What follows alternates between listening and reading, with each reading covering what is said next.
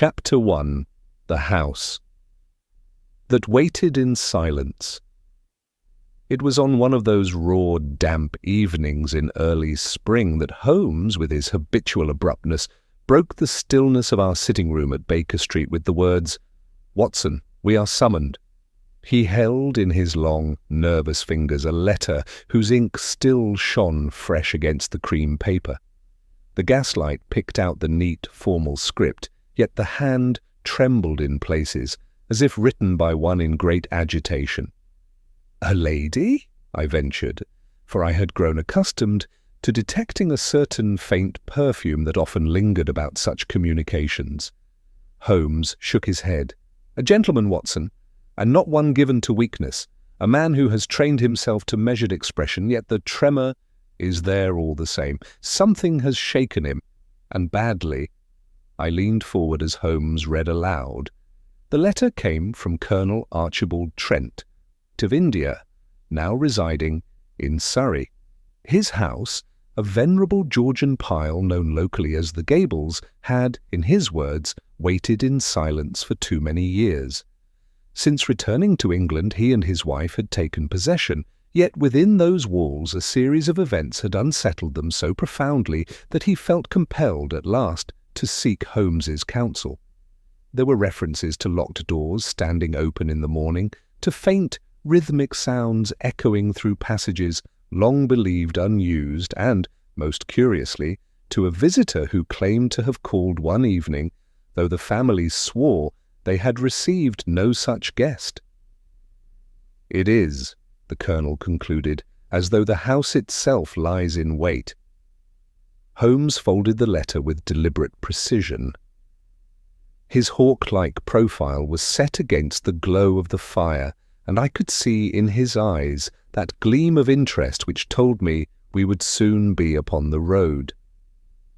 "An empty house, Watson, is not truly empty. It gathers dust, drafts, echoes, and sometimes secrets.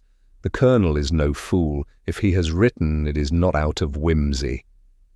We left the next morning by train. The grey light of dawn filtered through the mist as fields slipped past, and Holmes spoke little, his head bowed in thought. I observed him, as I so often did, with admiration, the quiet energy, the keenness of mind that turned every oddity into a thread to be followed. At Guildford we descended, and soon a dog-cart carried us along lanes lined with budding hedgerows until the Gables rose before us, austere against the pale sky. Its chimneys stood like sentinels, its windows dark and watchful, as though the house regarded us in its silence. Colonel Trent met us at the threshold.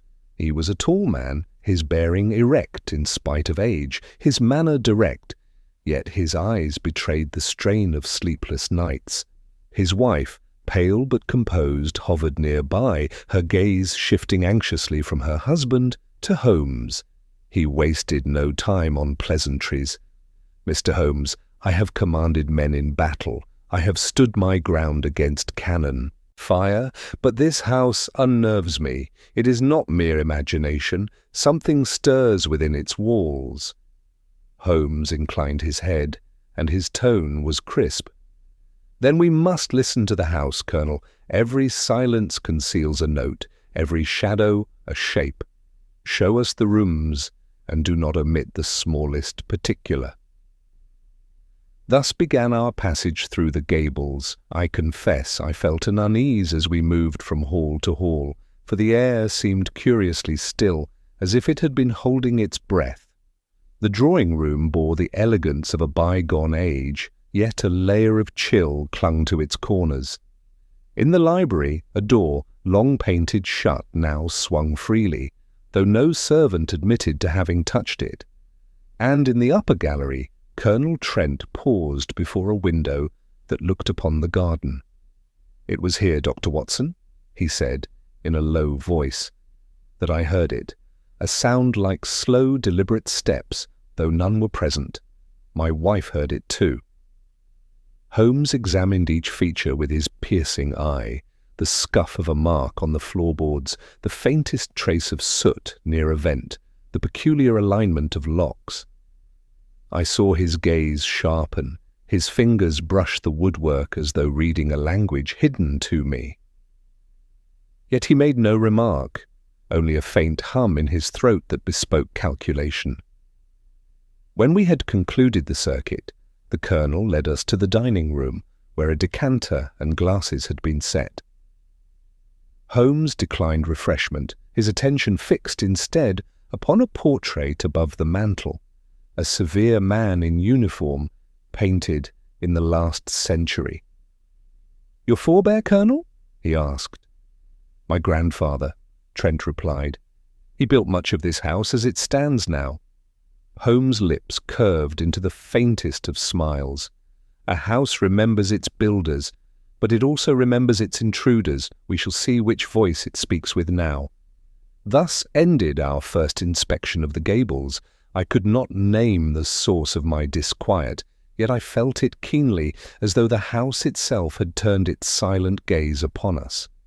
Holmes, for his part, betrayed no alarm, only that restless energy that told me he was already assembling the puzzle in his mind, and so the stage was set, though we had not yet glimpsed the depth of the mystery awaiting us. Chapter 2. Holmes and Watson's First Discussion.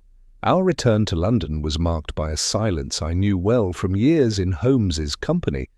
It was not the silence of idleness, but of thought, and in that stillness I could almost hear the machinery of his mind as it turned, ever so carefully, upon the matter of the gables. He sat opposite me in the train carriage, long legs drawn in, his sharp profile cut against the grey blur of countryside beyond the glass. His eyes were closed, yet I knew from experience that this was no sign of repose. For my part, I felt the weight of that house pressing upon me still. The Colonel's words, so frank and unsentimental, had impressed themselves upon my memory. There had been nothing of hysteria in his manner, nor in that of his wife. They were people of discipline, accustomed to order and to facts, and yet they confessed themselves shaken. I turned to Holmes at last, compelled to break the quiet. "What do you make of it, Holmes? The Colonel is no fanciful man, that much is plain. And yet what he describes, doors opening of themselves, footsteps where none may tread, such matters tread very near the line of the supernatural." Holmes' lips curved into a faint smile. "My dear Watson, you know my views on the supernatural. The world is already full of sufficient mysteries without our need to borrow phantoms. If a door swings open, it is because a hand, or a pressure equal to a hand, has caused it. If footsteps echo, it is because a foot, or something imitating one, has struck the floor. The trick, as always, is to uncover what hand and what foot we are truly dealing with." I could not but nod at his certainty, though I felt compelled to remind him. "You saw the Colonel's face, a man of campaigns and cannon fire. If such a one is unsettled, the cause must be serious indeed." "Quite so," Holmes murmured. His eyes flickered open now, alight with that inner flame I had come to recognize. It is precisely because he is not a man of fancy that his words hold weight, which is why we must pay particular heed to every inconsistency. Did you observe the gallery, Watson? The boards were clean save for a mark at the threshold, one single scuff, fresh, as though left by a boot dragged in haste. "Yes," I admitted, though I thought little of it at the time. "Precisely," Holmes exclaimed, with a suddenness that made the gentleman opposite us start in his seat. Holmes lowered his voice, leaning closer. "That, Watson, is the heart of such investigations. What one man overlooks, another must seize upon. It is the single, solitary irregularity that often proves the master key. A house may groan in the wind, but it does not scuff its own flaws."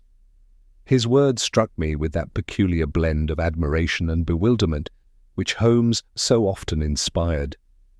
Yet before I could press him further, he sank back into thought, his long fingers steepled before his lips. The remainder of the journey passed in this half-light of speculation, with only the rumble of the train to mark the minutes.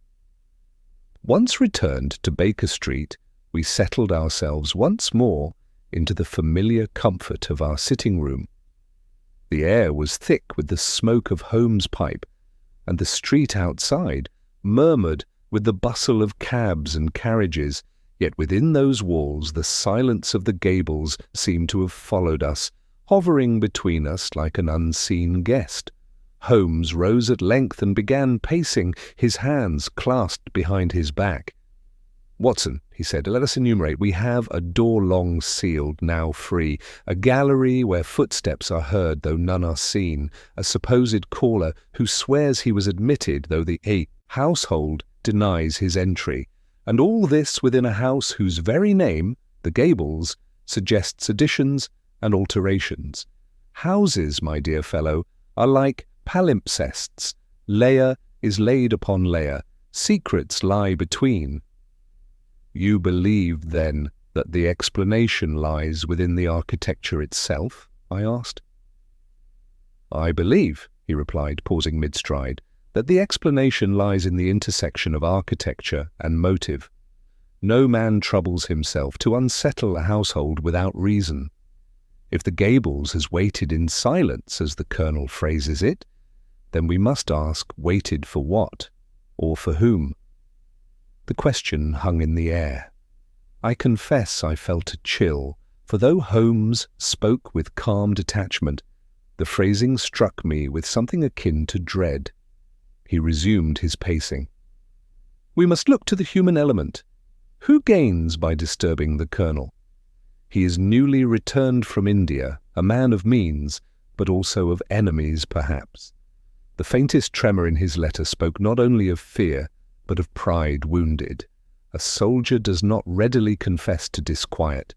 That he does so now tells us the force arrayed against him is not to be dismissed. Holmes stopped before the fire, his gaze intent upon the dancing flames. "We shall return to the Gables, Watson, and when we do, we must be ready to listen as much as to see. A house that waits in silence may yet whisper its secrets, but only to ears attuned to hear them." I could not help but shiver, though I masked it with a cough. "Then I shall stand ready, Holmes. You know you may count upon me." His eyes softened with that rare glint of warmth he sometimes bestowed upon me. "I know it well, my dear fellow, and it is for that reason I ask you to keep your observations sharp. For I have a sense, Watson, that we tread upon ground where more than mere stone and mortar are at play. The game, in short, is afoot." And with that familiar declaration, the silence that had haunted me since our visit seemed, for the first time, to quicken into anticipation. Chapter 3, First Clues, a Scene of Deception. 2 days later we found ourselves once more upon the Surrey road, the chill morning air cutting keenly against our cheeks as the dog-cart bore us toward the Gables. Holmes had been restless in the intervening hours, rising and pacing at ungodly times, scribbling notes in his narrow hand, and examining maps of the district with a magnifying glass. His energy, though controlled, was unmistakably mounting toward some decisive inquiry.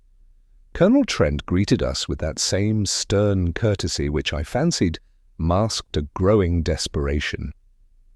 His wife, pale and drawn, clutched at her shawl as though to shield herself not from the cold, but from the very walls around her.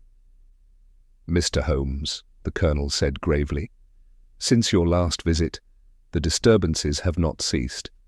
Indeed, last night we heard again those measured steps, crossing the gallery at the hour of 2. And worse still, this morning we found the study door ajar, yet the key was still in my possession." Holmes's eyes brightened with a spark of keen interest. "Ah, the study door! Then, Colonel, if you will permit us, let us begin there." We followed him into the heart of the house. The study was a noble chamber lined with books whose leather spines had mellowed into rich hues of brown and gold. Heavy drapes hung over the windows, muting the daylight to a dim glow. At first glance, Nothing seemed amiss, yet Holmes was already at work, his long fingers tracing the edges of the lock, his keen eyes darting from carpet to hearth. "Observe, Watson," he murmured, beckoning me closer. "Here, beneath the rug, do you see?" I stooped, and there upon the floor was the faintest impression, a groove not half an inch deep. To my untutored eye it might have been nothing more than the settling of boards, but Holmes's expression told me it was no trifling matter. "Something heavy has been drawn across this floor," he declared. "And recently. See how the fibres of the rug are pressed flat? The direction of the groove is toward the bookcase." Without hesitation, Holmes pressed upon the row of volumes, and to my astonishment the case yielded ever so slightly, as though hinged upon one side. It revealed nothing further, for the mechanism seemed stiff and ancient, but the fact of its movement was plain. "The house waits in silence indeed," Holmes said softly, almost to himself. "But silence conceals not ghosts, but doors." Colonel Trent's face had hardened. "Are you suggesting, sir, that someone has been passing through hidden ways in my own home?" Holmes raised a calming hand. "I suggest only that your house contains devices older than your tenure. Whether they have been used recently is a question we must test. Tell me, Colonel, have you dismissed any servant in recent months?" The Colonel exchanged a glance with his wife before answering. "We released a footman last autumn. Drink, Mr. Holmes." He had grown unreliable. Holmes made no comment, but his eyes narrowed ever so slightly. He resumed his search, passing to the hearth. There, with a sudden cry of satisfaction, he plucked something from the ashes. It was a scrap of paper, half charred, upon which only a fragment of writing remained. "Night, when the Colonel sleeps." A chill stole through me as I read the words. The Colonel himself stiffened, his jaw tightening. "By heaven, sir, what villain plots under my roof?" Holmes, however, seemed less disturbed than delighted. "Note, Watson, the choice of words. Not if the Colonel sleeps, but when. A hand familiar with this household and with its master's habits, and further, observe the ink. This was written with a common steel nib, not with the quill pens I see upon the Colonel's desk. The scrap was burned recently. See how the edges still hold form." He turned suddenly to the Colonel. "Your household, sir, is not so secure as you believe. Someone moves where they should not, and watches when they ought to serve. Until we know the full extent, you must trust no one unconditionally." The Colonel's face darkened, but his voice remained steady. "Then I shall rely wholly upon you, Mr. Holmes. What do you require?" Holmes's reply was swift. "Nothing more than silence and opportunity. Allow me free passage in your house tonight. Watson and I shall keep watch. The silence that waits may yet speak to us if we are patient." The Colonel inclined his head with soldierly gravity. "So be it." And thus the matter was arranged. That night we would return to the Gables, not as visitors, but as silent observers, set against the unseen hand that sought to unsettle its master. As we took our leave of the study, I could not shake the sense that the house itself listened, its very walls aware of the coming trial. Holmes, for his part, seemed almost invigorated, as though each clue, drawn from shadow, only sharpened his appetite for the chase. Chapter 4. Gathering of Suspects. Evening fell swiftly upon the Gables, and by the time Holmes and I returned from a brief excursion into the village, the lamps had been lit in the drawing-room, and the Colonel awaited us with a face of grave resolve. "You asked to meet those who serve under my roof," he said, "and I have gathered them for you. Whatever devilment is afoot, it must spring from some hand within these walls, or from some accomplice who has gained entry by stealth." Holmes inclined his head, his eyes already darting about with the sharp alertness of a hawk surveying its ground. "Indeed, Colonel, to weigh the heart of a house, One must hear the voices that keep it alive. Lead on. The household staff assembled in the great dining room, the high ceiling echoing faintly with the rustle of skirts and the scuff of boots. They stood in a line before us, 4 in number. There was Mrs. Redfern, the housekeeper, a stern, angular woman whose compressed lips and narrowed gaze suggested an unbending devotion to order. Beside her stood young Mary Fletcher, the maid, scarcely more than 19, her eyes downcast and fingers twisting nervously at her apron. Next came Harrow, the gardener, a broad man with weathered features and a pair of hands like knotted oak roots.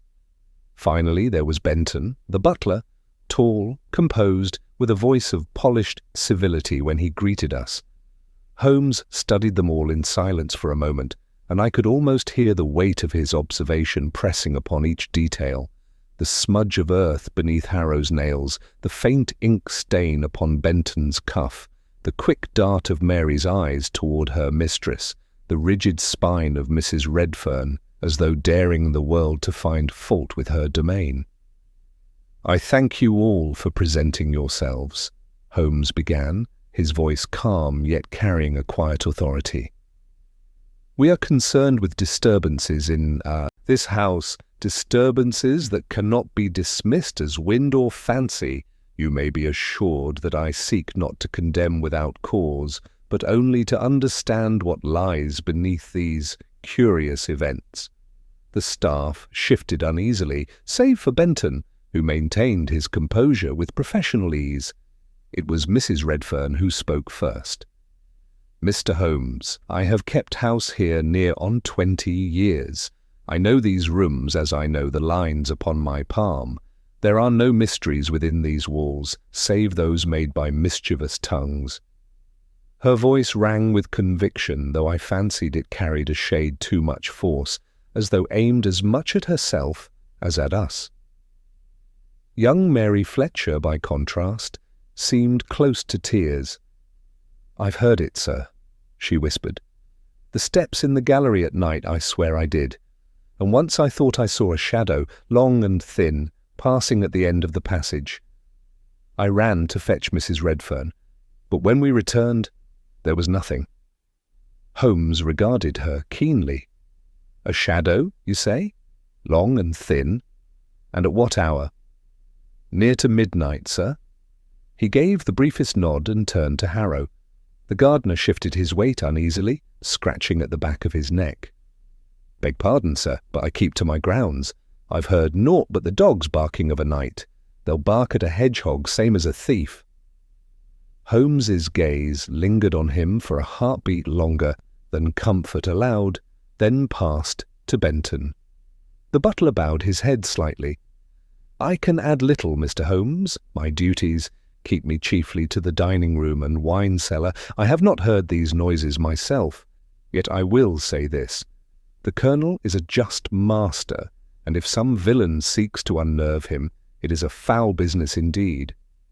"Just so," Holmes murmured, "and yet it is often in the smallest matter that the greatest truth lies hidden. Tell me, Benton, who last had occasion to enter the study before it was found disturbed?" The butler hesitated a fraction too long before answering. "I believe it was I, sir. Yesterday morning, to draw the curtains." Holmes's eyes glinted. "I see. And you found the door locked?" "As always, sir. The Colonel keeps the key." Holmes made no reply, merely paced a step back and surveyed the line once more, his hands folded behind him. The silence stretched, and in it I felt the tension of the room mount, as though each servant's breath grew heavier beneath his gaze. At last he spoke.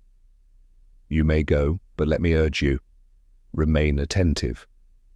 A house such as this carries its history upon its back. And sometimes that history walks again. When it does, I shall know which of you listens and which of you turns away." They filed out slowly, Mrs. Redfern upright and defiant, Mary Fletcher trembling, Harrow muttering something under his breath, and Benton composed yet with the faintest sheen of perspiration upon his brow. When we were alone again with Colonel Trent and his wife, Holmes turned to us with that air of quiet satisfaction that I had come to recognize as the herald of progress. "We have at least the players upon the stage, Watson," he said.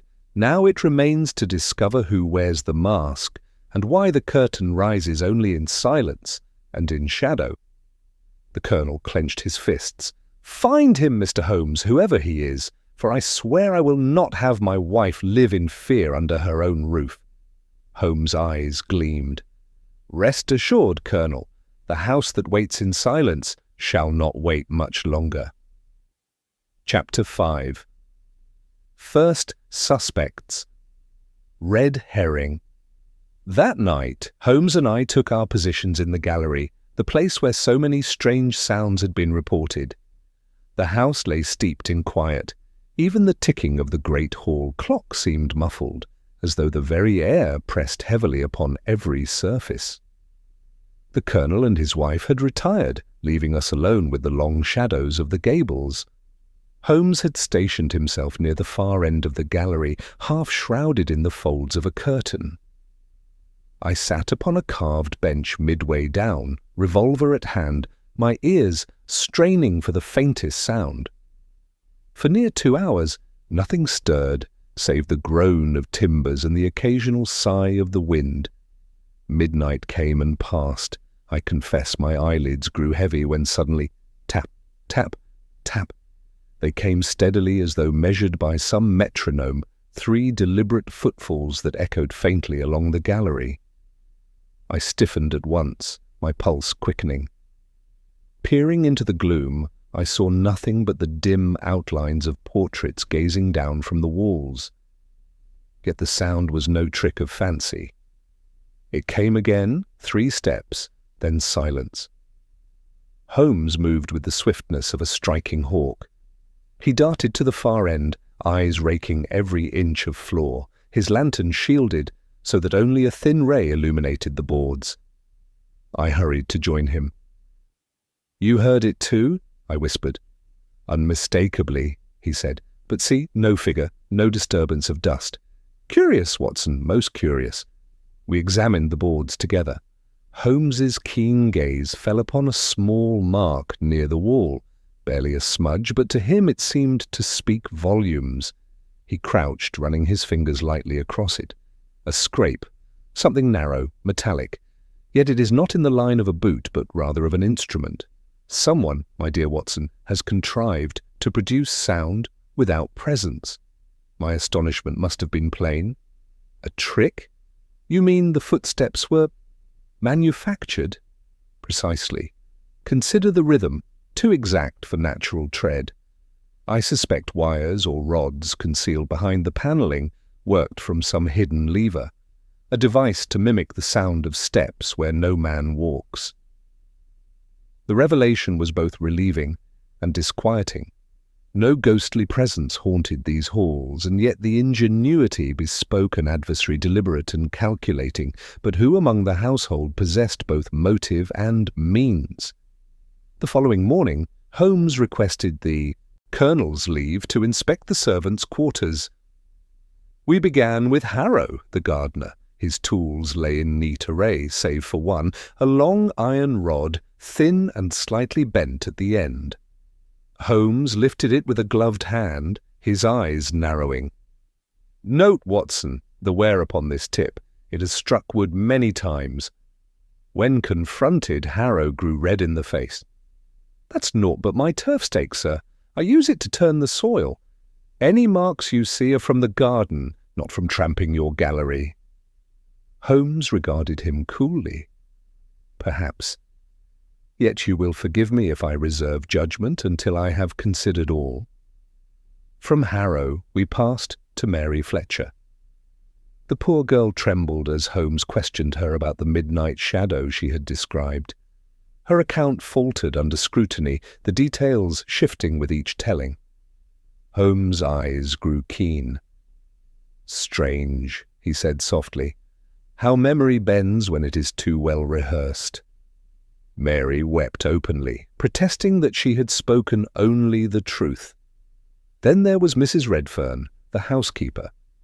She received us stiffly, her lips set in a line of iron. Holmes observed her chamber with a minute inspection, noting a scrap of paper tucked beneath her writing desk. It bore only a few jotted lines of figures, columns of sums, nothing more. Yet Holmes pocketed it quietly, his face unreadable. Finally, Benton the butler appeared. Immaculate as ever, he carried himself with unshakable composure. Yet Holmes's gaze lingered upon the faint ink stain I had noticed the evening before.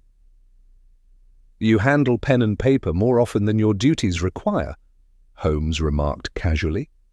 Benton inclined his head with a faint smile. "I keep the household accounts, sir. A butler must be more than a servant. He must be a steward of order."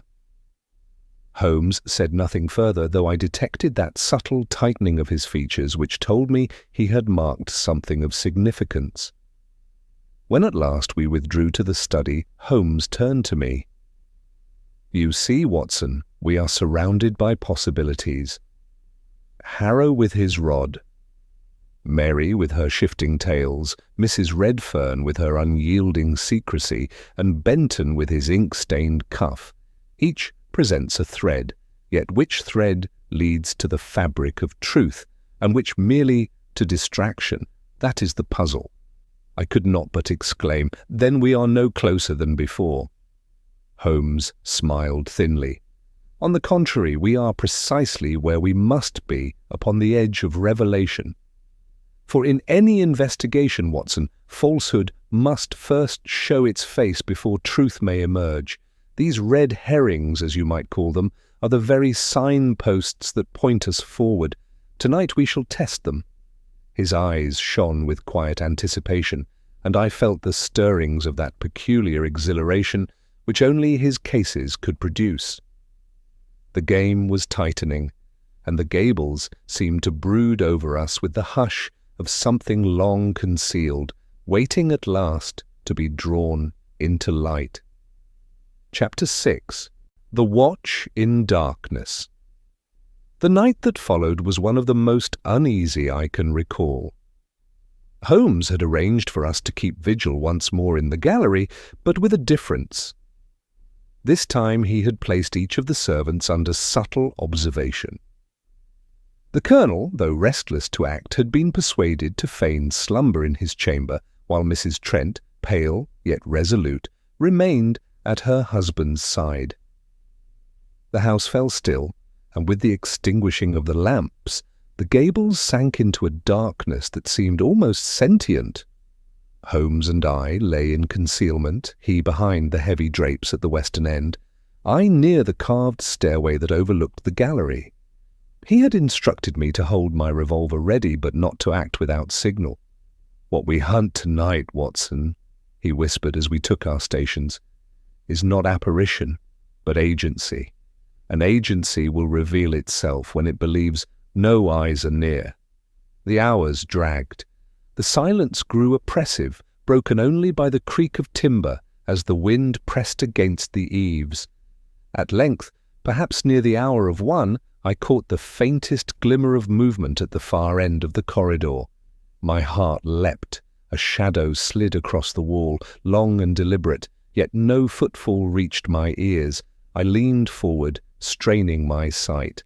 Then came the sound, not the clumsy thud of a man's tread, but that same measured rhythm as before, tap, tap, tap, drawn out in an uncanny mimicry of footsteps. This time, however, Holmes was prepared. With a swift motion he flung aside the drape and sent the beam of his dark lantern slicing through the gloom. The effect was startling.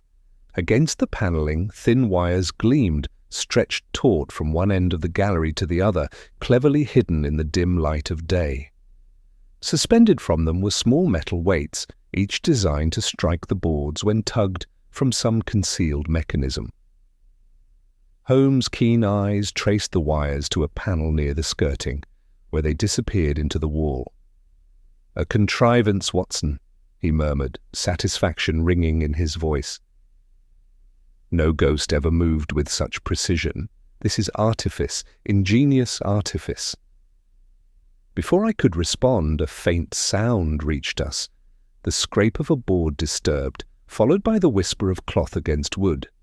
Holmes motioned me to silence. He extinguished the lantern and moved with panther-like stealth toward the source. I followed as best I could, my heart pounding in my ears. We reached the panelling where the wires vanished. Holmes knelt, his fingers probing along the seams. Then, with a sudden pressure, a narrow section swung open, revealing a black aperture beyond. A draught of cold, stale air issued forth. Holmes did not hesitate. He slipped within, lantern shielded, and beckoned me to follow. The passage was narrow, scarcely wide enough for a man to squeeze through. Dust lay thick upon the stone floor, yet here and there I saw the mark of recent passage, a heel print, a brush against the wall. We moved forward cautiously until the passage turned sharply downward by means of a worn stone stair. At its base lay a small chamber, low-ceilinged and close, and there, upon a crude table, lay the mechanism's control, a set of levers attached to cords that ran upward through holes in the ceiling, no doubt, to the wires above. Holmes examined it swiftly. You see, Watson, one need only draw these levers to send the weight striking the gallery floor, a perfect counterfeit of human tread. I could not repress a shudder. But who, Holmes, who would devise such a thing? That, he replied, his eyes glinting, is the question that remains. This chamber is not the haunt of an idle fancy. It has been prepared with deliberate care. Observe, candles half burned, scraps of food, and here, he stooped and lifted a length of fabric. A servant's cloth. The hand that works this device is not far from the Colonel's household. At that moment, the faintest sound reached us from the stair above, a quick intake of breath, a whisper of retreating feet. Holmes sprang forward, but the intruder was already gone, vanishing into the labyrinth of passages. We gave chase, but the pursuit was in vain. When at last we emerged once more into the gallery, only silence greeted us, save for the echo of our own steps. Holmes stood with arms folded, his face composed, though his eyes burned with intensity. "We are close, Watson. Closer than I had hoped at this stage. Our adversary grows bold, for they risked discovery by watching us here. Yet boldness often betrays itself. We have seen the trick, and soon enough we shall see the trickster." We returned to our chamber in the small hours, weary yet restless. As I lay awake, listening to the sighing of the house, one thought clung to me with chilling certainty, that the enemy we sought did not lurk in distant shadows, but moved already among us, silent and unseen, within the very walls of the gables. Chapter 7. A Whisper. Behind doors. The following day dawned with a pall of grey mist hanging low over the lawns of the gables, as though the very weather had conspired to deepen the household's gloom. The Colonel was resolute to hear our report, and we recounted in detail the hidden mechanism that had produced the phantom footsteps. He listened in stern silence, his features rigid with controlled anger. His wife, pale as the mist beyond the windows, clutched her shawl ever tighter, her eyes flitting to the servants who stood silently at their posts nearby. Holmes, ever cautious, spoke with measured calm. "You perceive, Colonel, that the footsteps were no spectral visitation, but rather the work of deliberate contrivance. The question now is whose hand operates the device. The passages beneath your house are accessible only to one familiar with its plan, and last night we ourselves were overheard in that hidden chamber.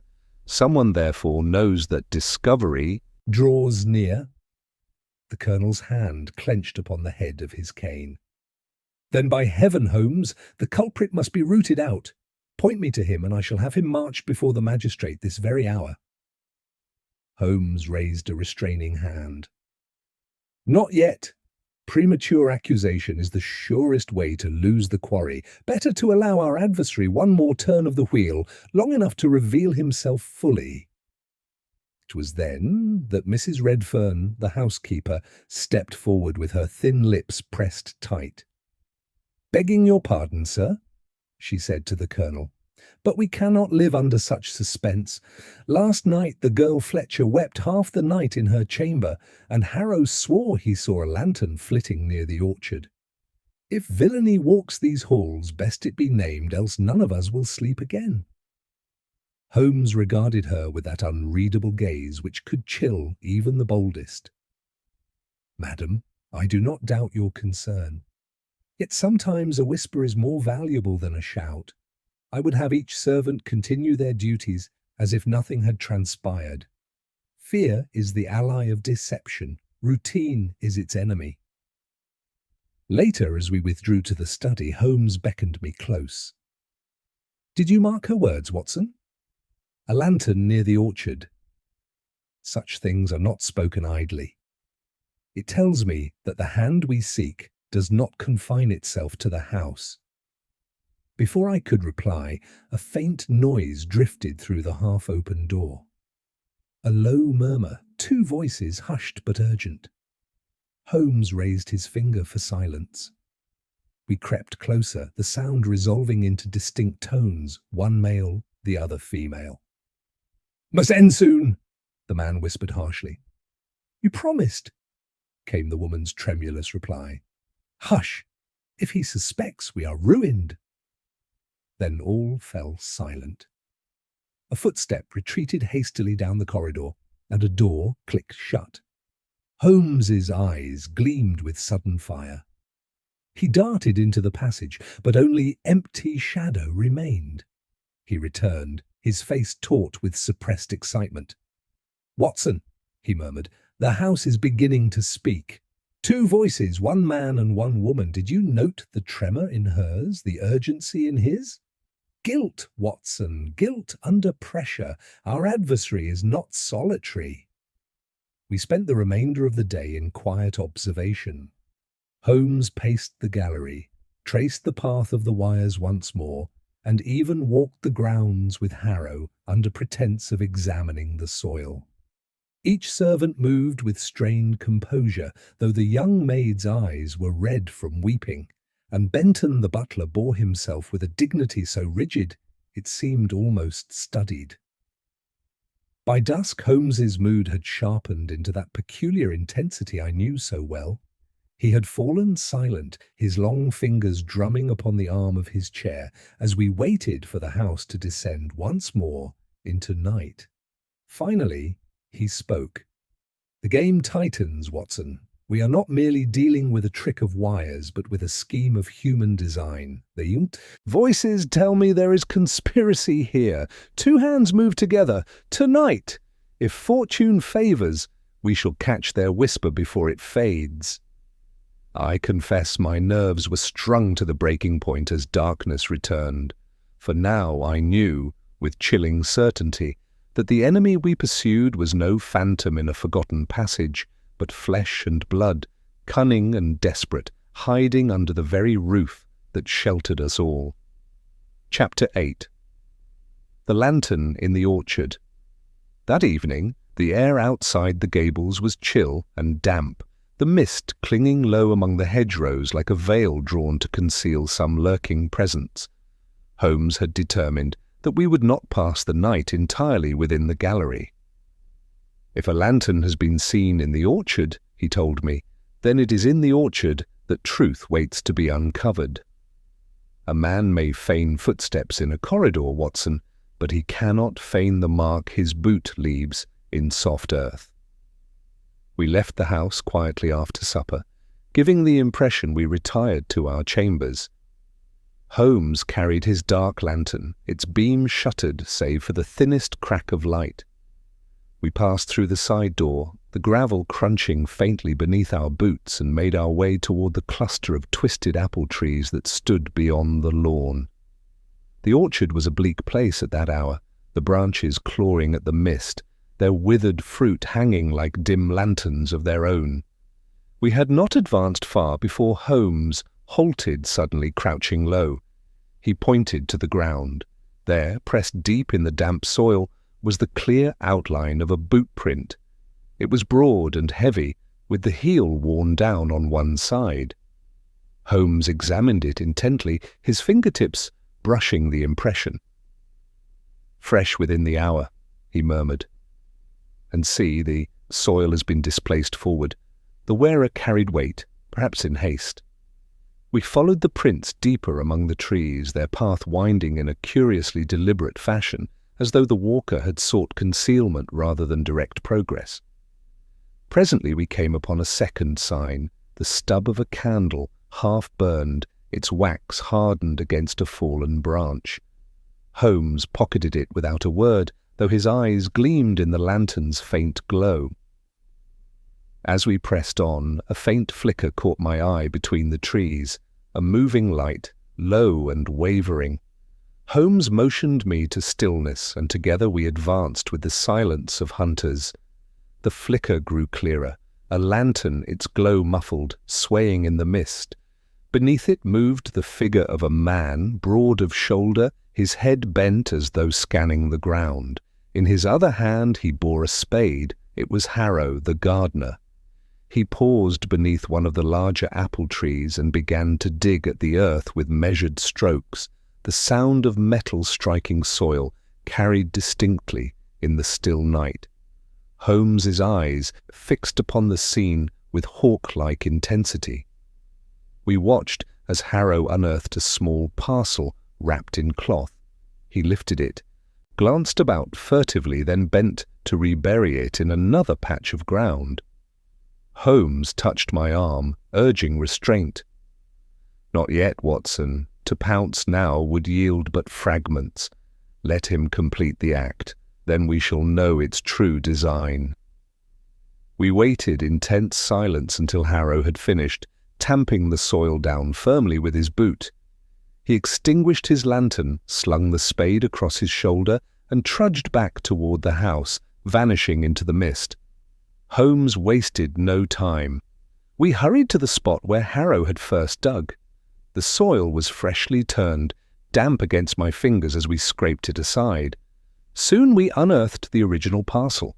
Holmes unwrapped it with swift precision, and the contents gleamed in the lantern's narrow beam, a set of documents tied with cord, their edges smudged with soil. The writing was cramped and hurried, lists of figures, names, and cryptic notations. Holmes skimmed them with evident interest. "Household accounts," he muttered. "But not those of the Colonel, these detail expenditures unknown to him. Note this, Watson, payments made to a name that recurs, H. Benton." I started. "The butler?" "Indeed. It seems our gardener is custodian of more than spades.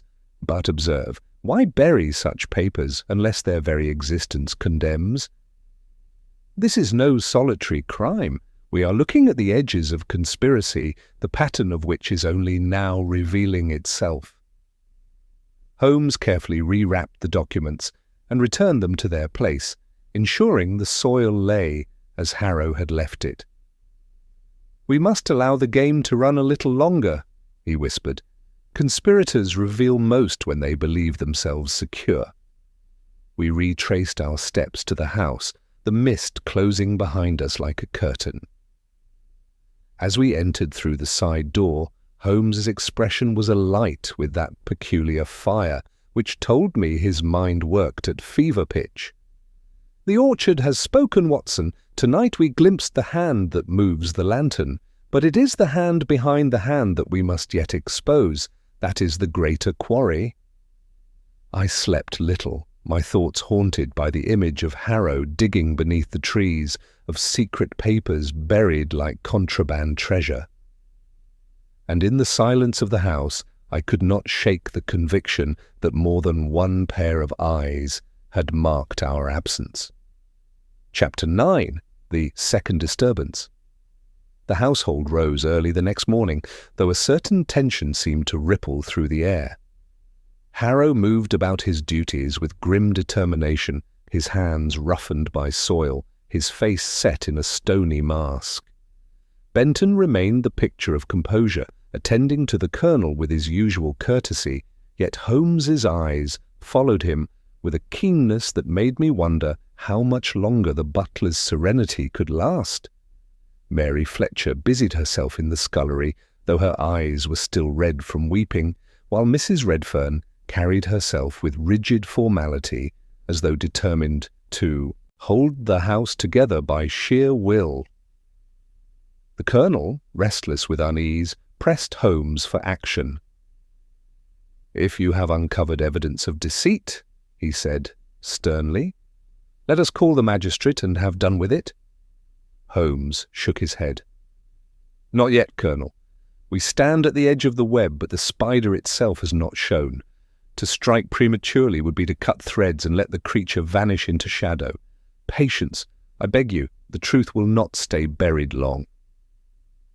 The day passed in a strained quiet. Holmes wandered the galleries, his fingers tracing woodwork, his gaze darting to corners others would overlook. At times he would pause, his lips moving soundlessly, as though running over calculations too intricate to voice. I knew well the signs of his deepest concentration. He was assembling a pattern, though the picture remained concealed from me. As evening fell, Holmes confided his intention. "We must endure another watch, Watson. The events of last night will not remain isolated. Our adversaries, knowing their mechanism has been uncovered, will attempt another ruse to reassert their phantom. It is in this desperation that they may betray themselves." And so, once again, we took our posts in the gallery. The hour was late, the corridors still as a tomb. Midnight came, and then, as if summoned by Holmes's very words, the disturbance began anew. A low moaning issued through the passage, rising and falling like the wail of some tormented spirit. It reverberated along the walls, chilling in its uncanny timbre. I confess a shiver ran through me, though Holmes merely inclined his head, his eyes narrowing with fierce interest. "You hear it, Watson? A reed or whistle, worked with bellows or tubing, ingenious yet mechanical." We followed the sound to a panel at the far end of the gallery. Holmes pressed his ear close, then rapped sharply with his knuckles. The moaning ceased at once. From beyond came the faint scrape of hurried movement. Holmes wrenched the panel open. Beyond yawned another narrow passage, black as pitch. Without hesitation he sprang within, his lantern casting long, darting shadows along the stone. I followed, revolver drawn, my heart thundering. The passage twisted sharply and ended in a small recess where a crude contrivance had been erected. A set of pipes, fixed with bellows connected to cords that ran upward through holes in the ceiling. Beside it lay a lantern still burning low and a scrap of fabric, torn and trampled. Holmes snatched it up. "The hem of a dress, Watson. A woman has been here, and recently." At that instant a faint scuffle sounded behind us, as if a foot had slipped upon stone. Holmes wheeled about, lantern raised, but the passage stood empty. Whoever had lurked near had fled before discovery. We returned to the gallery, the house silent once more, save for the echo of our pursuit. Holmes's expression was grave, though his eyes burned with excitement.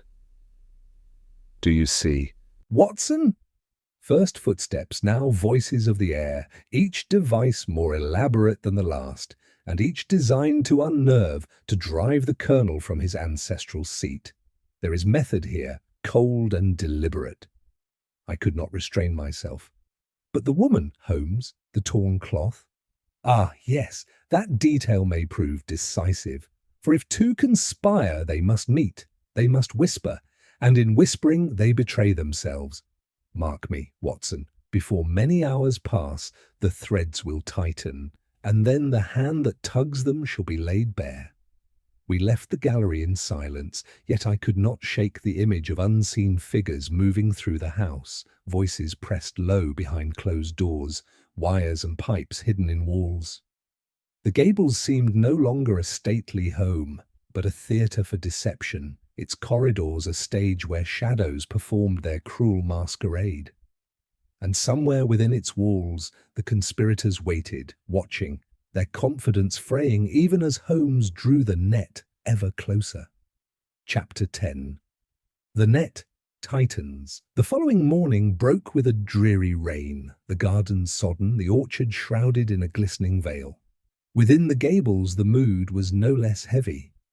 The servants moved about their duties with strained precision, every glance seeming weighted with suspicion. Holmes, though outwardly calm, bore that taut intensity that told me his mind was fixed upon some inner design. He allowed the colonel only fragments of his conclusions, enough to assure him that progress was being made, but nothing that would force his hand too soon. At breakfast, Benton attended the table with his usual air of quiet dignity. Holmes's eyes lingered upon him for longer than courtesy demanded, and I noticed the faint tightening of the butler's jaw, though his composure never faltered. Mary Fletcher entered briefly to serve bread, her eyes avoiding ours, while Mrs. Redfern maintained her stiff posture by the sideboard as if her presence alone could uphold the house's order. Harrow, the gardener, was conspicuously absent, though the colonel excused him with a remark about tending to the flooded grounds. Holmes made no comment, but I saw his lips curl almost imperceptibly.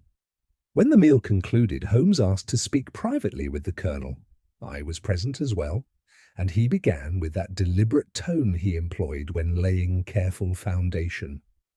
"Colonel, you have endured no ordinary hauntings. The disturbances, the footsteps, the moans are the work of human hands. Their purpose is plain, to unnerve you, to drive you from your home. But last night's episode convinces me that the scheme is entering its final stages. Our adversaries grow reckless." The colonel leaned forward, his heavy brow furrowed. "You mean to say, Holmes, that I stand besieged within my own walls by villains who masquerade as phantoms?" "Just so," Holmes replied. "And villains never act without motive. Somewhere within this household lies a cause, whether wealth, inheritance, or revenge, that fuels this campaign. Until that motive is laid bare, I cannot strike the decisive blow." The colonel's hand gripped the edge of his chair. "Then what would you have me do? I am no man to cower." "Do nothing," Holmes said firmly. "Allow matters to proceed. The tighter the snare, the sooner the trapped creature reveals itself. Tonight, I believe, we may see the matter forced." Throughout the day, Holmes set himself to unobtrusive observation. He walked with Harrow by the sodden orchard, his eyes never missing the gardener's broad boots pressing into the mud. He conversed lightly with Benton, drawing him into discussion of accounts and household management, though I knew every word was measured. He watched Mary Fletcher at her duties, his gaze keen to detect tremor or hesitation. Even Mrs. Redfern, proud and severe, could not escape the scrutiny of those hawk-like eyes. By late afternoon the colonel grew restless again. "Holmes," he said, "I cannot stomach this silence. To sit idle while rogues plot under my very roof is intolerable." Holmes placed a hand upon his arm with surprising gentleness. "Courage, Colonel. The silence you detest is the very condition that brings your enemies into the open. Noise would scatter them, but mark me, before the morrow's sun has risen, I expect their hand will be revealed." As evening descended, the atmosphere grew charged, as if the very timbers of the house anticipated the coming storm. Rain lashed the windows, and the corridors echoed with the drip of water through the gutters.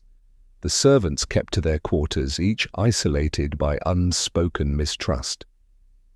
Benton moved like a shadow, solemn and silent, while Harrow returned late from the orchard, his coat caked with mud. Mary Fletcher passed me in the hall with downcast eyes, clutching some parcel to her breast, and vanished into her chamber without a word. Holmes gathered me in the study after supper. His face was pale, but his eyes alight with that peculiar fire. "The game ripens, Watson. The devices we have uncovered are but tools. Tonight we must watch, not for the tricks themselves, but for the hands that wield them. Our quarry is desperate. Desperation breeds error. Be ready, for before dawn, truth will knock at the door." As we made our preparations for another night's vigil, I felt the weight of suspense press heavier than ever before. The corridors of the gables seemed alive with unseen movement, each creak a warning, each shadow a threat. Yet in Holmes's steady composure I found resolve. The net was tightening, and though we knew not yet which face it would ensnare, I sensed the moment of revelation drew inexorably near. Chapter 11. The snare is sprung. The rain did not abate as night settled over the gables. Its steady drumming upon the roof seemed to deepen the oppressive silence within, as though nature itself had conspired to muffle every sound save that of the storm. Holmes and I took our accustomed places in the gallery, lantern shuttered, revolver in my pocket, while Holmes remained a still figure in the shadows, his long fingers steepled in his lap. "Remember, Watson," he whispered, "tonight we do not chase footsteps or pipes. Tonight we wait for the hand that sets them in motion. Let the actors believe their stage is theirs alone. We must remain unseen until the final cue." Hours passed with no disturbance, save the groaning of timbers under the storm. My nerves were strung taut, every creak magnified by the silence that followed it. At length, some time after midnight, a faint glow appeared at the far end of the corridor. It was no lightning flash, but the slow advance of a lantern's beam, moving cautiously, pausing as though to listen. Holmes inclined his head, his eyes narrowing. Two figures emerged from the shadows, one tall and broad, the other slight.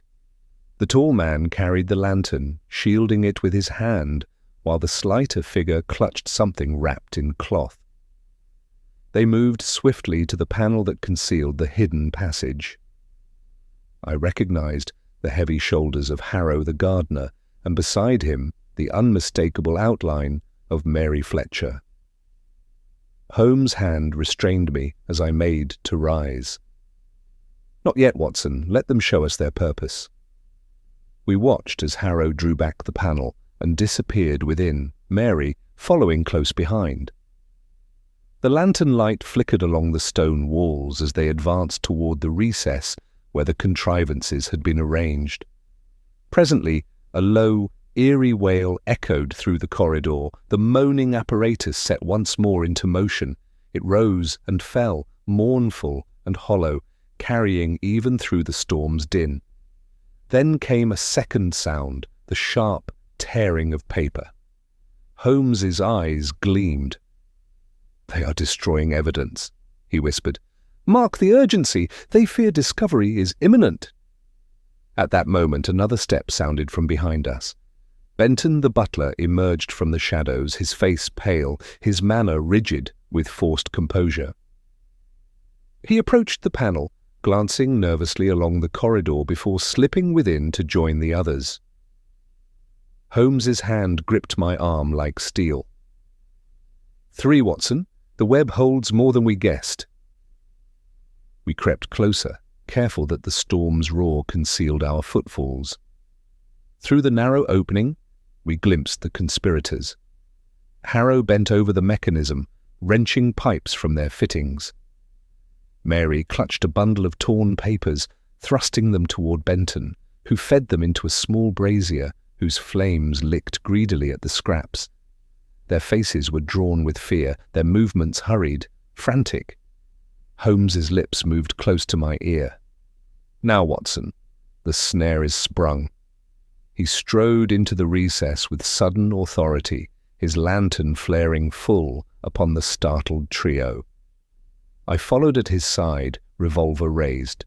The effect was instantaneous. Mary shrieked and dropped. the bundle of papers. Harrow wheeled about, his great hands clenched, but faltered before Holmes's piercing gaze. Benton alone maintained some shred of composure, though his lips quivered as he muttered, "Mr. Holmes, this is not what it seems." "On the contrary," Holmes said coolly, "it is precisely what it seems. Here stand the architects of a phantom, the builders of a lie, caught in the very act of unmasking themselves. The Colonel shall hear of this before the hour strikes 3. Mary collapsed upon the stones, weeping bitterly. Harrow's face darkened, yet his shoulders sagged with the weight of defeat. Benton, ever the actor, attempted one last protest. "You cannot know the cause, sir. You cannot—" Holmes silenced him with a gesture. "The cause, my good fellow, is the one question that remains, and by your own lips before dawn it shall be answered." We marched them back through the panel into the gallery, their lantern extinguished, their scheme undone.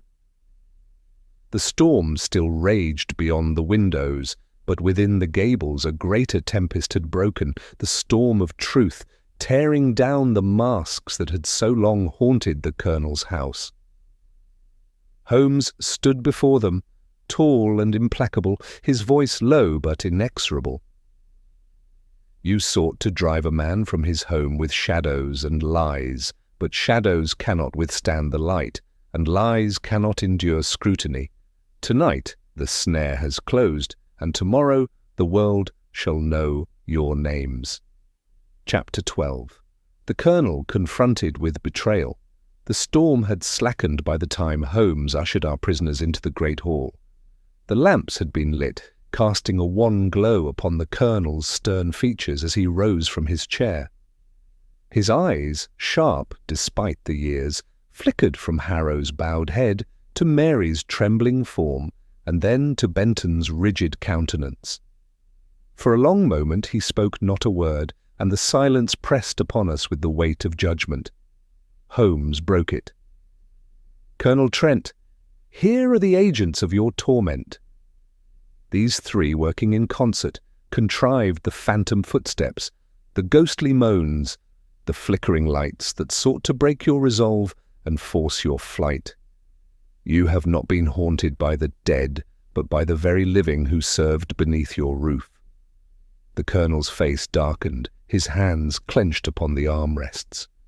"Benton, Mary, Harrow, you, who have eaten my bread, lived under my roof, how dare you stand before me in such shame?" Mary fell to her knees, sobbing. "Forgive me, Colonel, I did not mean— he forced me." She cast a desperate glance toward Harrow, who stood immovable, his jaw tight. Benton, however, retained his outward composure, though his lips twitched as if words of explanation warred with silence. Holmes raised a hand.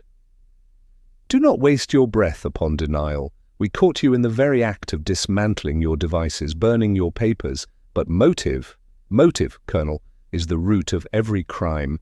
And here lies the last veil. He turned his gaze upon the three.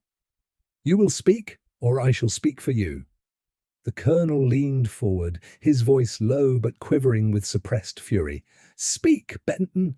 You were my father's man before you were mine. Tell me why." At last Benton's mask cracked, his shoulders sagged, and his words came bitterly. "Because, sir, loyalty does not pay a man's debts. For 20 years I have served this house faithfully, yet never advanced, never free of want. Harrow and I struck upon a means, yes, a cruel means, to unsettle you, to drive you from the gables, so the property might be left untended. Certain buyers in the county, men with coin, were prepared to purchase it at a low price if you abandoned it. We would have had our share." The Colonel's face grew crimson. "You would sell my home, my family's home, for silver in your purse." Harrow spoke then, his voice gruff but steady. "Aye, Colonel, Benton speaks true. We were desperate men. The debts grew, and no honest work could cover them. Mary knew naught at first, but she was drawn in when she stumbled upon us. We bade her keep silent, and when she would not, we pressed her hand to the work. The girl had no choice. Mary wept harder, her words tumbling out.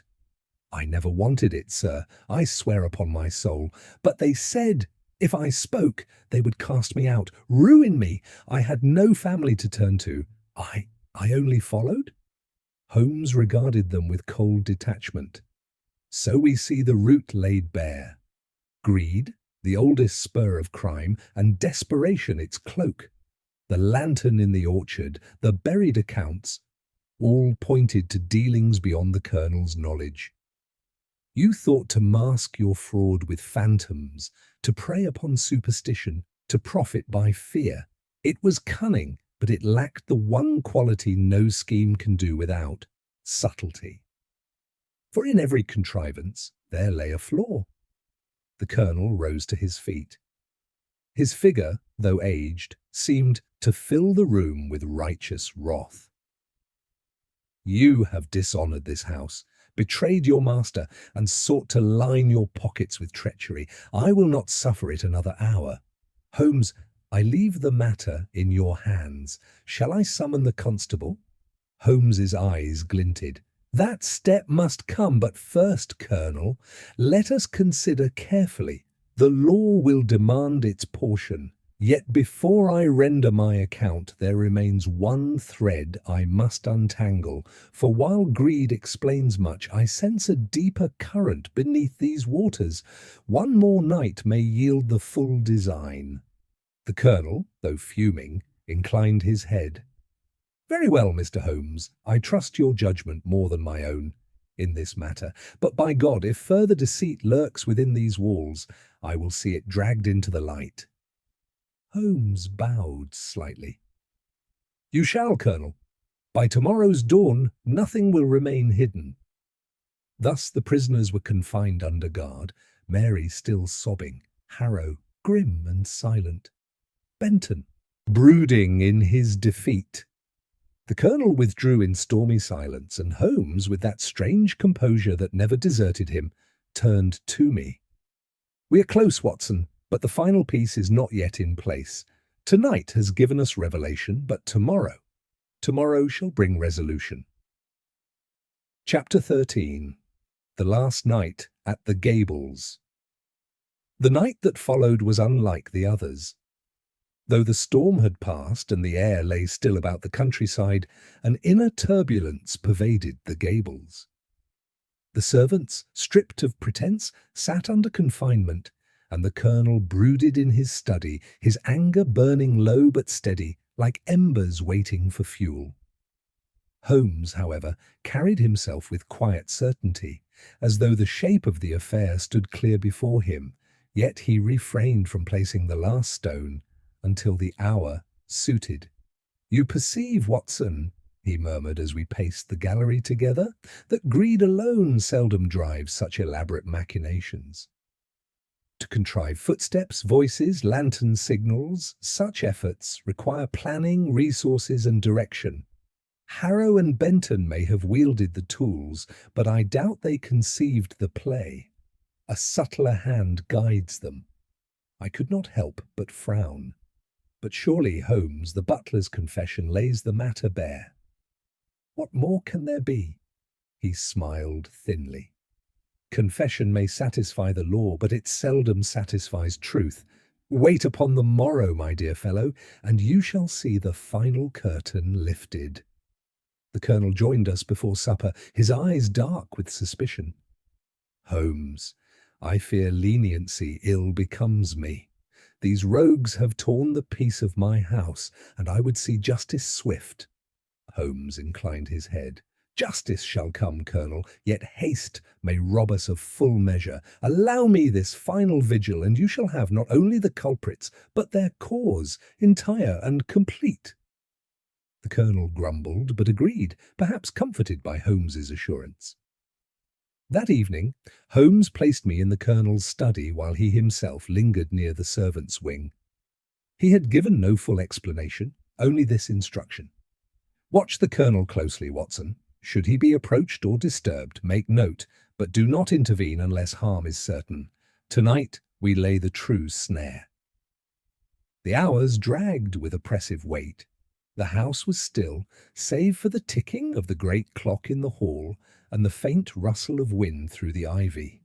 The colonel sat rigid in his chair, staring at the fire as though daring its flames to betray him. Midnight passed, and still no sound stirred. Then at length a faint creak came from the corridor. I stiffened.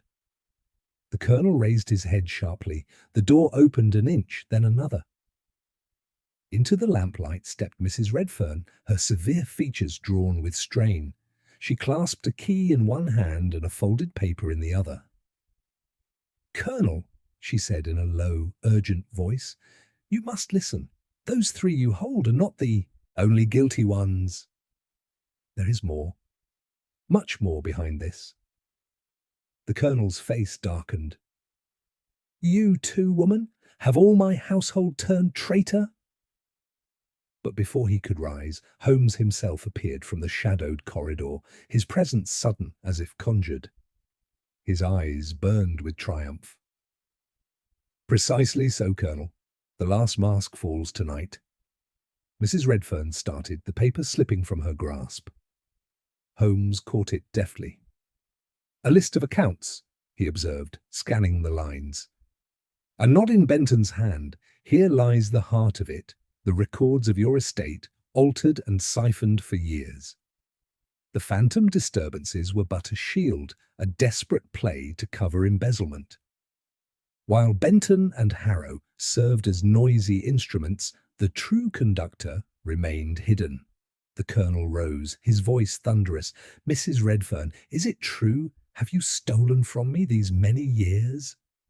The woman's composure cracked at last. Her lips trembled, her eyes flashed with a strange defiance. "I kept this house running when you squandered, when your debts threatened ruin. Yes, I took, but not for myself alone. Without me, the gables would have crumbled long since." Holmes's tone was cutting yet measured. "And when discovery loomed, you contrived a haunting to drive your master from his seat, hoping the confusion might bury your accounts with the house itself. You miscalculated only in underestimating the colonel's resolve and the reach of my observation." The colonel's hand trembled upon his chair, rage and grief warring upon his face. "I trusted you, woman. Through my wife's death, through all, you stood by me, and all the while you bled this house dry." Mrs. Redfern said no more. She sank into a chair, her stern pride dissolved into weary resignation. Holmes folded the papers carefully. "Tomorrow, Colonel, the constable will have all the evidence he requires. Tonight, let us guard against further treachery. The play is near its end." And so the last night at the Gables passed, heavy with the knowledge that the greatest betrayal had lain, not with the servants' crude contrivances, but with the hand that had guided them all along. Holmes sat silent by the fire until dawn, his eyes never leaving the folded papers, as though watching the web itself dissolve strand by strand. Chapter 14. The Full Design Revealed. Dawn at the Gables was a grey and joyless thing. The rain had ceased, but the air hung thick with damp, and the house seemed to sag under the weight of its revelations. Holmes, composed as ever, wasted no time in bringing order to the chaos. At his request, the colonel assembled all who remained, those confined and those accused, within the dining hall. It was a grim assembly, Harrow defiant but weary, Benton rigid and sullen, Mary pale and tearful, and Mrs. Redfern seated with a stiff dignity that could not quite disguise her defeat. The colonel himself stood at the head of the table, his face carved with sorrow and anger, though pride forbade any outward display of weakness. Holmes rose, his lean frame casting a long shadow against the pale morning light. "Colonel Trent," he began, "ladies and gentlemen, we have reached the close of this strange affair." Each of you knows fragments of the truth, but only by setting them together can the full design be seen. Allow me, therefore, to lay it bare." He moved slowly along the table as he spoke, his voice calm but resonant. "For months you, Colonel, endured footsteps, groans, and lantern lights, signs intended to suggest a haunting. These were contrivances of Harrow and Benton. The gardener set the devices. The butler lent his quiet authority to mask suspicion. They were driven, as you have heard, by debts and by the promise of a share in the sale of your estate, should you abandon it." Benton's lips parted as if to protest, but Holmes silenced him with a glance. Yet the scheme was too elaborate for mere desperation. It required planning, concealment, and the manipulation of accounts. That guiding hand belonged to Mrs. Redfern, your housekeeper.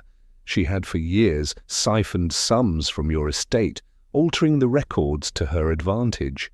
When the risk of discovery grew, she turned to fear as her shield, constructing a phantom that might drive you away before her thefts came to light. The Colonel's jaw tightened, but he made no interruption. Holmes turned his gaze upon Mary. "And you, child, were drawn into this against your will. You stumbled upon their secret, and instead of silencing you by dismissal, they coerced you into complicity. Your guilt lies more in silence than in act, though silence in such matters is heavy enough." Mary lowered her head, tears sliding down her cheeks. Holmes clasped his hands behind his back. "Thus the roles are clear. Harrow, the muscle; Benton, the mask; Mrs. Redfern, the mind; and Mary, the unwilling witness. The haunting was but a veil over embezzlement, a deception growing desperate as its flaws multiplied." He paused, his eyes sweeping the table. "You erred in one matter, however. You underestimated the human element. Colonel Trent is no man to be broken by shadows, and I am no observer to be blinded by artifice. Each device bore the clumsy mark of human hand, the scuff on the stair, the candle stub in the orchard, the accounts buried in the soil. A phantom leaves no such traces." The Colonel's voice, when it came, was heavy with feeling. "Holmes, you have rendered me a service no man could value in coin, yet my heart is sore, for these were the people of my house, my daily companions. To think of such treachery gnaws deeper than any haunting." Holmes inclined his head gravely. "Betrayal in the flesh wounds more deeply than fear of spirits. Yet you must not let sentiment obscure justice. The law will have its course. I shall place in the constable's hand the papers and confessions needed to secure it." Mrs. Redfern raised her head, her eyes flashing one last spark of defiance. "Do as you will, Mr. Holmes, but remember this. I kept this house alive when misfortune and folly would have ruined it. I am no common thief. I merely claimed what was denied me." Holmes regarded her coolly. "The thief who justifies herself with necessity remains a thief all the same. You played your part with cleverness, but cleverness is not truth." The Colonel gestured sharply to his men, who stood ready by the door. "Take them below. They shall be delivered to the constable by midday." As the prisoners were led away, Mary weeping, Harrow grim, Benton silent, and Mrs. Redfern unbowed, the great hall seemed to breathe again. Holmes seated himself with quiet composure, his eyes distant, already moving beyond the matter at hand. "Watson," he murmured, "it is a curious thing how often human deceit borrows the garments of the supernatural, but in the end the truth is ever a mortal hand reaching for gain." I nodded, reflecting upon the Colonel's sorrowful gaze as he watched his household broken before him. Yet I knew Holmes was right. The true haunting at the Gables had been wrought not by ghosts, but by the frailties of human hearts. Chapter 15. The Colonel's Reckoning. The hours that followed were laden with a silence heavier than any storm. The prisoners had been secured, and arrangements made for the constable's arrival before dusk. Yet the gables did not stir with relief. Instead, the great house seemed wounded, its corridors echoing with the absence of trust. Colonel Trent withdrew to his study, and Holmes, in his usual manner, refused intrusion, content to let the man wrestle with his grief until the time came to speak. I found myself pacing the gallery, pondering the strange duality of victory and sorrow. The case was solved, the culprits unmasked, yet the Colonel's heart bore the weight of betrayal by those he had trusted most. To lose money was one thing, to lose faith in one's household was another matter altogether. It was near noon when Holmes at last beckoned me to join him. We entered the study together, finding the Colonel seated by the fire, his face gaunt, his eyes hollow with sleepless thought. A decanter stood half-drained upon the table, though the man had barely touched his glass. "Colonel," Holmes began gently, "the law will soon relieve you of the presence of your false servants. Yet before that hour I would counsel you to consider what is to follow. Justice can punish the deed, but only you can determine how the gables shall live on." The Colonel looked up sharply. "Live on? This house has been poisoned, Mr. Holmes. Every stone cries treachery. I have walked its halls with pride for half a lifetime, and now it feels a tomb." Holmes' expression softened, though his words remained measured. "I do not deny the wound. Yet remember this. It was not the house that betrayed you, but the hearts within it. Remove them, and the walls may breathe again. A man may surrender his heritage to fear, or he may reclaim it with resolve." The Colonel's hands trembled upon the armrest. "Reclaim? And with whom, sir? These walls shall ring hollow with absence. My household, my family, in all but blood, lie in irons. Would you have me rebuild with strangers?" Holmes regarded the fire a moment before replying. "A house is not kept by familiarity alone. It is kept by honesty, by diligence, by loyalty earned rather than presumed. Those who wronged you revealed themselves unworthy. Yet others may be found who will serve you faithfully as long as you serve them with justice. It is within your power to restore the gables, not as it was, but as it should have been." The Colonel sighed deeply, his gaze fixed upon the flames. "You speak as though the burden lies in choice, not in fate. But what of Mrs. Redfern? She was my wife's confidant. I trusted her above all. To find her the architect of deceit, this, Holmes, is a blow no man easily bears." Holmes's tone grew firm. "Betrayal cuts deepest when cloaked in trust. Yet it is not a reason to abandon trust altogether. If you yield to that temptation, Colonel, you give victory to deceit. Better to learn discernment than to forsake confidence altogether. One false friend must not condemn all friendship." For a long while the Colonel said nothing. The fire crackled, the clock ticked, and Holmes sat with the patience of a man who knows silence can sometimes heal where speech cannot. At last the Colonel straightened in his chair, some measure of strength returning to his voice. "You are right, Mr. Holmes. I have been wronged, but I will not abandon the gables. This house has stood for centuries, and it shall not fall by my hand. Let the law take its course, and when these traitors are gone, I will set about restoring honour to this roof." Holmes inclined his head with quiet satisfaction. "That, Colonel, is the wisest resolution. Endure this day, and tomorrow will begin the rebuilding. The past cannot be undone, but the future remains yours to shape." As we withdrew, I saw in the Colonel's eyes a glimmer of the soldier he once had been, weary, scarred, yet resolute. Holmes paused beside me in the corridor. "You see, Watson, the work of a detective does not end with the discovery of crime. It ends when truth restores a man's footing in the world. That is the true reckoning." The house still carried its wounds, but in that moment I sensed that the Gables, like its master, had chosen not to surrender to shadows. Chapter 16. Shadows lifted. The afternoon waned with slow reluctance, the pale light slipping across the long windows of the Gables as though the house itself resisted release from its ordeal. The accused remained under lock, and the Colonel, steadied by Holmes' counsel, carried himself with sombre resolve.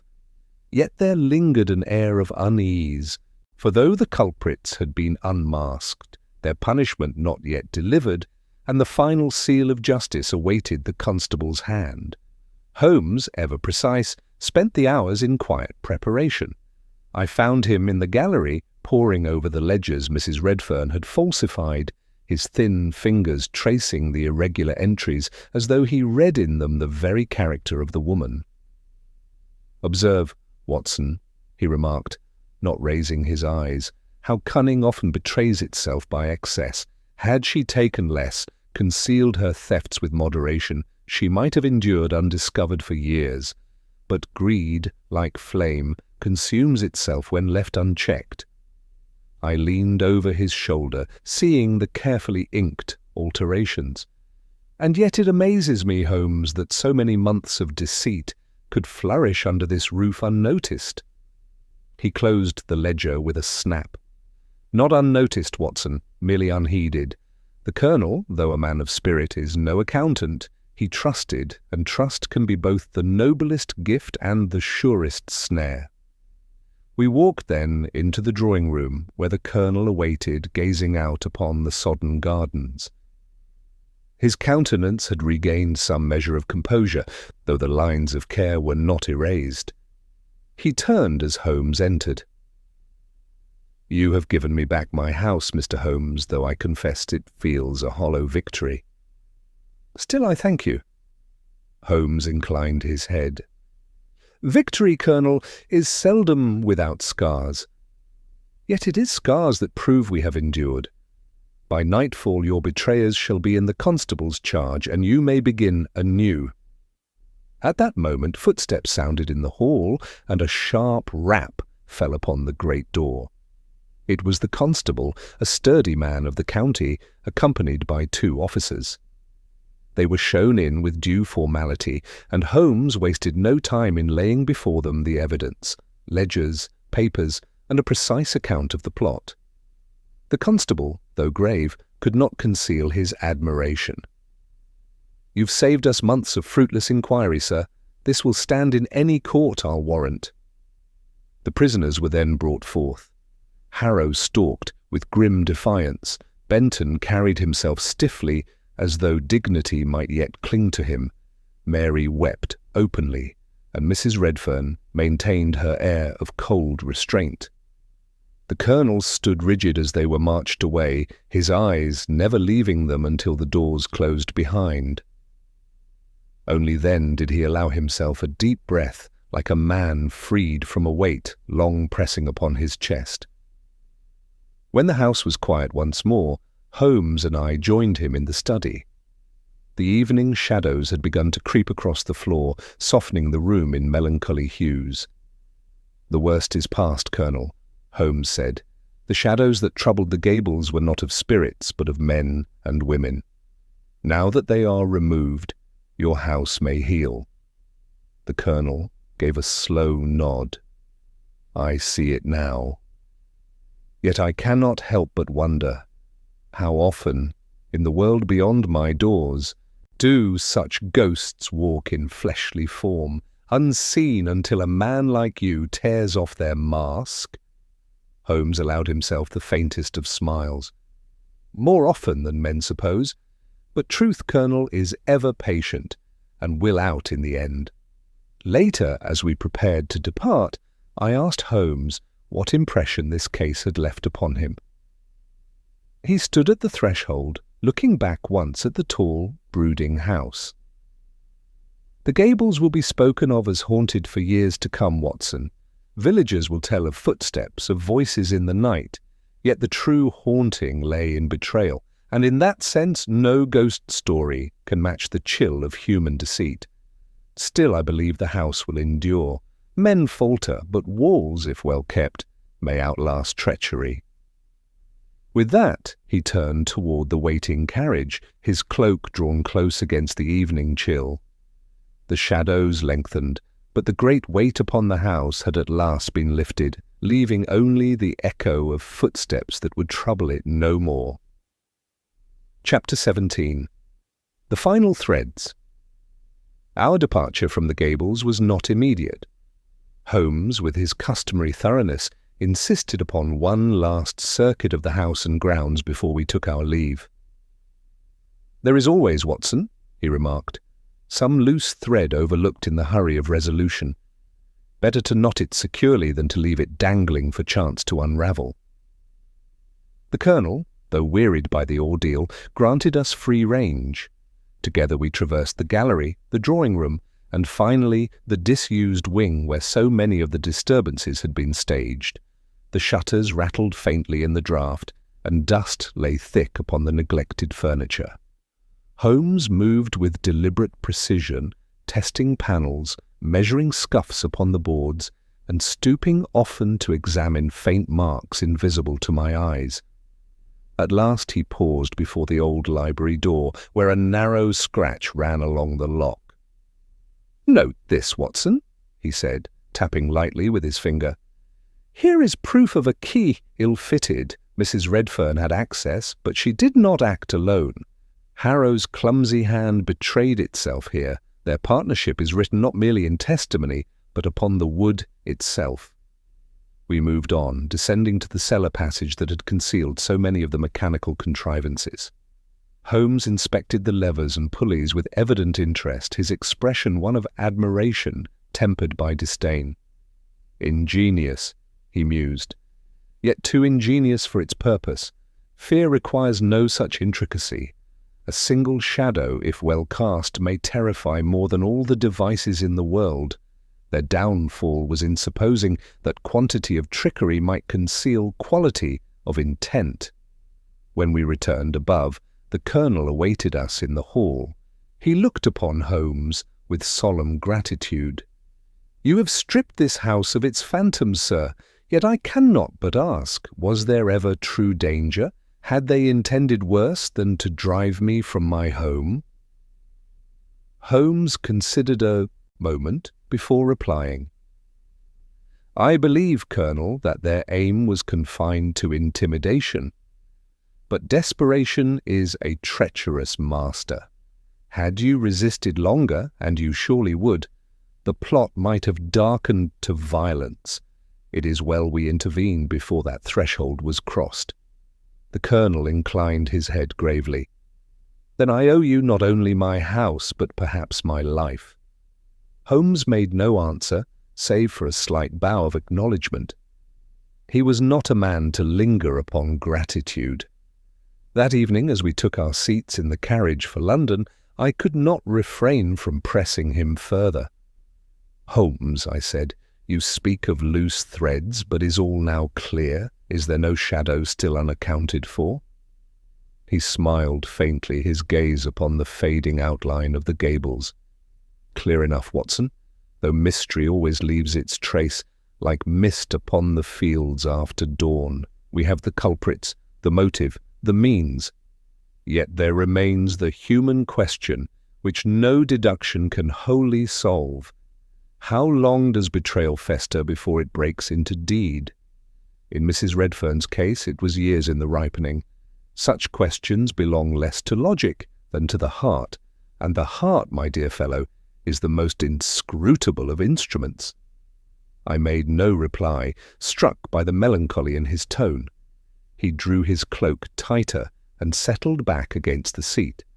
The countryside slipped by, fields glistening from the recent rain, cottages sending thin smoke into the twilight air.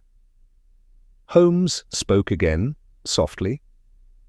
"There is a lesson here, Watson. Men will speak of the Gables as a haunted house, and children will shiver at its name.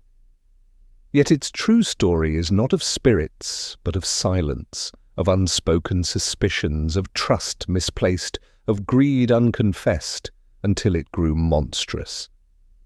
The real phantoms were of flesh and blood." The wheels of the carriage struck the stones with steady rhythm, and I pondered his words long into the journey. Holmes, though outwardly composed, carried within him that restless fire which no solved case could wholly quench. The Gables was behind us, its shadows dispersed, yet I sensed that in his mind the threads of the mystery still wove themselves into broader patterns of human folly and deceit. Thus we rode on into the gathering dusk, the road stretching ahead like a promise of further enigmas to come. Chapter 18, The Final Curtain. Our return to Baker Street was accompanied by that peculiar quiet which often follows a case's conclusion. The rain-washed streets of London glistened beneath the lamps, and I confessed to feeling a measure of relief to be once more within familiar walls. Yet Holmes, with his pipe alight, and his lean figure stretched languidly upon the settee, betrayed none of that weariness. Rather, his eyes gleamed with that inward fire which only the disentangling of a human puzzle could kindle. "Watson," he began after a time, "you may recall how swiftly the first reports of the Gables spoke of phantoms and unquiet spirits, how characteristic of mankind to seek the supernatural when the natural lies plain before him. It was ever thus. We shudder at shadows, while the true menace creeps at our elbow in human guise." I nodded. "Indeed, Holmes, and yet I cannot deny the cleverness of their devices. The footsteps, the voices, the lights, any ordinary man might have been shaken by them."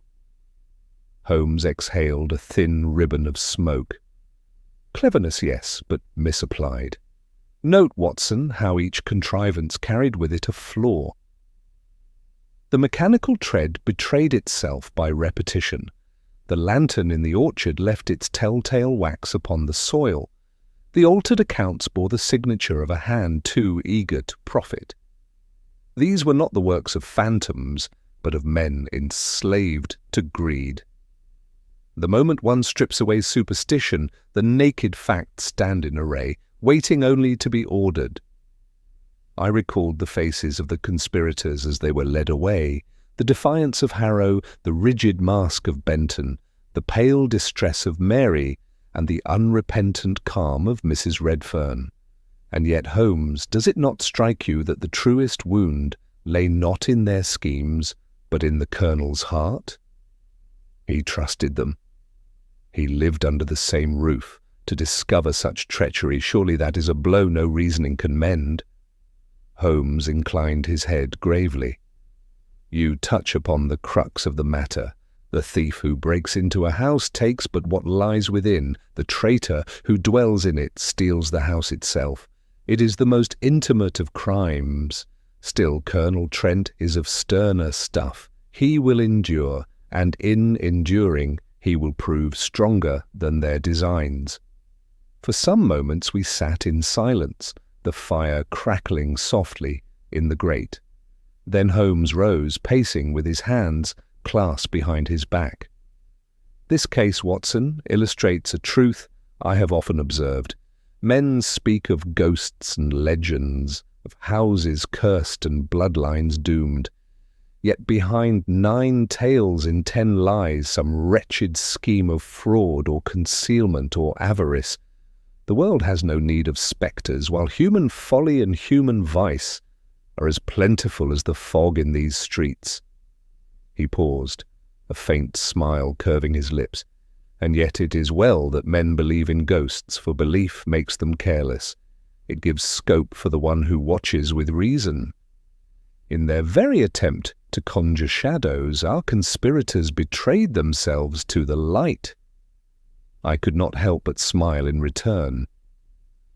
"Then it is as you often say, Holmes, the world abounds not with mysteries, but with explanations waiting to be seen." He resumed his seat, drawing upon his pipe with satisfaction.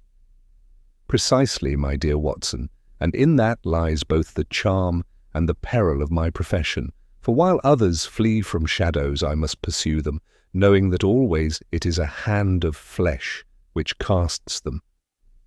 That was the lesson of the Gables, and it shall serve us well when next we are summoned." Thus the affair was laid to rest. The newspapers, when they came, filled their columns with talk of hauntings dispelled, of servants in conspiracy, of the indomitable skill of Mr. Sherlock Holmes. Yet in my own record I chose to write it differently, not as a tale of ghosts unmasked, but as a study of betrayal, and of the man whose clear eye and steady reason brought truth to light where all else was clouded. So ended the curious business of the Gables, leaving me once more impressed by the inexhaustible powers of my friend. For while others saw phantoms, Holmes alone perceived the human hand that moved behind the curtain, and by that perception he dispelled the shadows forever.